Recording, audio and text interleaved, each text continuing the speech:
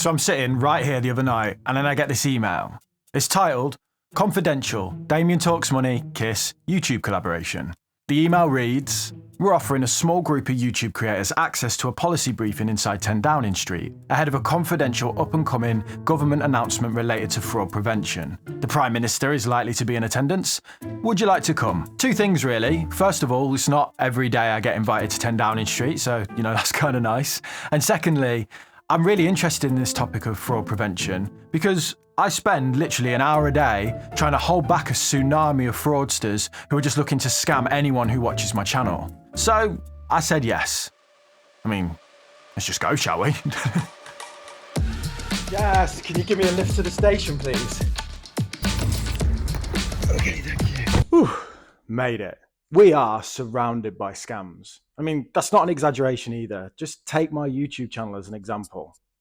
I'm not calling my YouTube channel a scam. What I mean is, if you've ever commented on one of my videos, you will have likely seen a reply from a weird looking account that kind of looks like mine but isn't. Or maybe you've seen one of these threads of comments that just try and get you to invest with Jackie the trader. There, Jackie! And that's just me, one small YouTuber. We haven't even mentioned the nuisance phone calls, the misleading text messages about packages that need redelivering, or the prevalence of shady looking adverts online as you browse some of the biggest websites on the planet. Scams have even become part of popular meme culture. Good evening, madam. I think it's safe to say that people have just become desensitized to it all, used to seeing scams absolutely everywhere. And I mean everywhere. Scammers do not discriminate.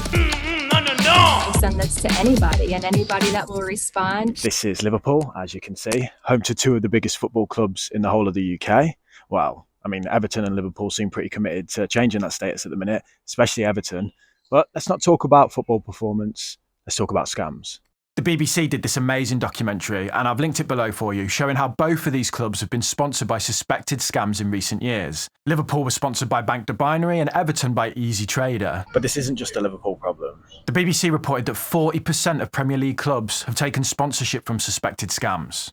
And it's these kind of collaborations that have helped this sort of scam dominate the UK. So I took it at face value that they were a good, reputable company.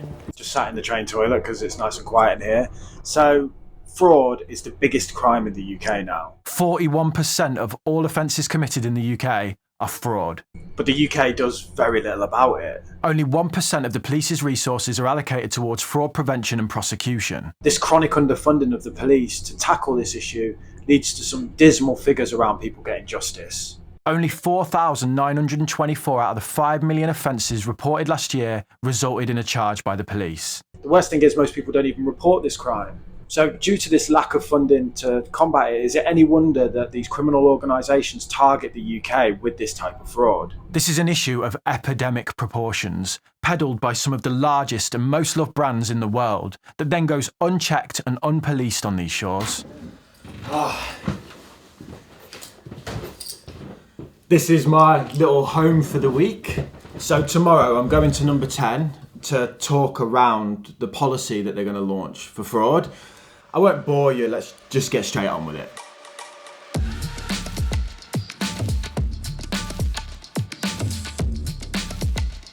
Hey, hi everyone. So I'm back now in my comfy clothes, out of that suit, thankfully. It's funny to me that a few hours ago I was sat there talking to Rishi in number 10 Downing Street, and now I'm in some random apartment hotel somewhere with you sat on a stack of pans. So I apologise that I look a state, I'm knackered, and the quality of the image and sound isn't going to be very good, but you put up with the toilet train thing, so we're still here, aren't we?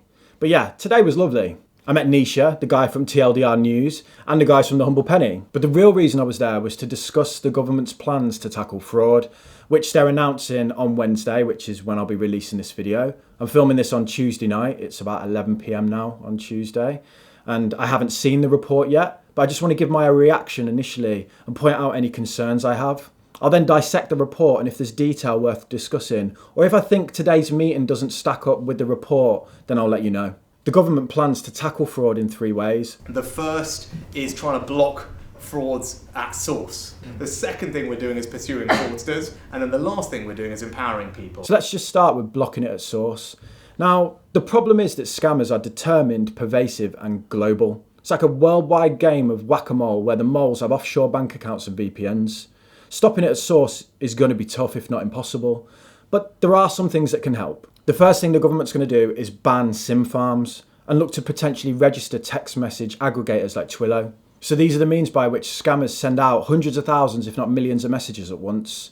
Like the one that you get around the fact that a package needs redelivering. So what they're trying to do here is take the tools away and make it harder for them to scam people. But the key thing that they plan to do is place responsibilities on user-to-user platforms to protect their customers by removing fraudulent content. And they'll fine them if they don't do this. I just want to play you a clip of Anthony Brown, who is an MP who hosted the meeting today. And this is from when Boris was in charge. Most of them are enabled by online platforms such as Facebook and Google that make vast profits from advertising fraudsters. Does my right honourable friend, the Prime Minister, agree with me that those companies that profit from promoting fraud should help pay the cost of fraud, and that online platforms should compensate victims that they help create? I mean, it's hard to argue with that logic, isn't it? And this one's obviously relevant to us as users of these platforms. Anthony gave the example in the meeting of the banking sector and said once it was imposed on them that they had to pay for fraud, they soon found ways to clean things up. But I am slightly concerned here. If we consider that the UK wants to be seen as a tech-friendly hub, I wonder how much teeth we'll be willing to show these tech companies to really push them to clean this up. The FT reported that policy will water down plans to make tech businesses reimburse victims of fraud over concerns that it would make the UK less attractive for tech businesses. Instead, we'll just fine them. This fine can be up to 10% of revenue, but that's a very different proposition, isn't it, than you have to pay people back that were scammed on your platform. I'll try and be balanced here while also giving my view on this. On one hand, the task of policing content is big, and catching every scam is a tough ask. But they do a good job of serving content to people that, they want to watch. They know I love a backcracking video at midnight, so surely they can find ways to remove the scams. I get that they might struggle with normal everyday content and the policing of that. Everyone taking top-down shots of whatever they have for dinner that night. But I do find it hard to argue the same case for promoted content, sponsored content or content they've been paid to push. The FCA, as an example, had to pay for ads on platforms warning people about the scam ads on those platforms. How stupid is that? Or maybe it's actually genius on the tech platform's part. The way I think about this is, if a tech platform is accepting payment to promote a scam, I think they are complicit through the fact that they've given it a platform in exchange for cash. It's the exact same as my issue with football sponsors. Saying, oh, well, we can't monitor the ads isn't good enough. You're being paid to promote it. You best understand what it is and who you're showing it to, because that's your damn business at the end of the day. I know we want to be seen as competitive for the tech industry, and I know saying that tech businesses need to pay up when they have promoted a scam potentially opens the door for a lot of legal action, but I don't think it's too much to say, make sure your services are safe, and if they're not, we'll make you pay for it. In the same way, if Tesco started selling rotten food en masse, they would be in a lot of trouble. They couldn't just go, oh, well, sorry, we can't check it all. I'm sure it's fine. I mean, how much harm could it possibly do? If the plan is to fine these firms, I'm interested in seeing how willing we are to dish out those fines. A big fine imposed on one of the big platforms might actually act as a warning to all the others. Now, I don't think it should all be on the platforms to sort this out, but we can't ignore the fact that the scammers would have limited reach without them. So in order to reduce that impact, the tech firms need to do more. And so far, left to their own devices, all they've done is promote them. So it feels like hurting them financially is the only way to get them to change. Look, in an ideal world, it isn't them that I want to see punished, it's the scammers themselves. And that brings me on to point 2, punishing the criminals. If I was a scammer, then the statistics we went through earlier around arrests in the UK would make me think, let's target the UK because there seems to be a very low chance of us getting caught. In the documentary by the BBC, the presenter was American, but had to pretend to be Canadian because the scammers she was trying to infiltrate wouldn't speak to Americans out of fear of being punished. This is because the Department of Justice locked up a group of Nigerian email scammers for a combined 22 years. Also in the documentary, they focused on the efforts in Germany to tackle this sort of crime. And they have like a cyber team who are hunting down the scammers and then prosecuting them. And it's been working. And we see, due to our actions and our investigations in the last years, that there are also some positive effects, that the perpetrators are more careful and at least do not target the German market as much as they did maybe 2 or 3 years ago. At the moment, the UK is like an unlocked car with the key in the ignition. This new policy looks to change that with the creation of a dedicated team of 400 new officers whose sole job it is to gather intelligence and hunt down these scammers.